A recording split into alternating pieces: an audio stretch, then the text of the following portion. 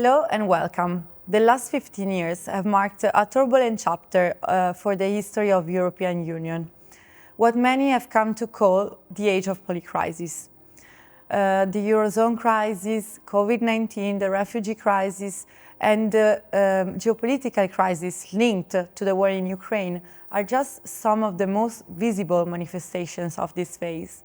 Other more latent crises, often generated by these headline events, such as the social crisis or the rule of law crisis, had subtler but equally profound effects on the relations between member states and on the relations between the European institutions and their citizens. And yet, despite this recurring crisis of confidence, the European Union was able to navigate these stormy waters. Not only it has ensured the survival of its institutions, but it has emerged as stronger and more resilient in the face of future challenges. We live in a time where crises seem to follow one another at an accelerating pace. However, crises can often generate a process of creative destruction. While exposing their vulnerabilities, they can also spark transformation and renewal.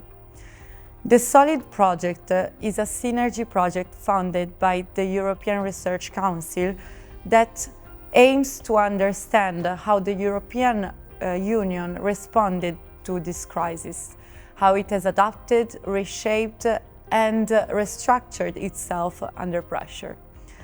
The SOLID project brings together researchers from the European University Institute, the Università Statale di Milano, the London School of Economics, and Fondazione Gian Giacomo Feltrinelli. This series of interviews starts with an introductory video that presents the core analytical lens that researchers of SOLID used to analyze each of the crises the European Union faced recently. This first video provides with the context and the tools to navigate the themes explored in the episodes that follow. We then present 7 interviews, each dedicated to one major crisis: the Eurozone crisis, Brexit, the health crisis, COVID-19, the social crisis, refugee crisis, and the war in Ukraine.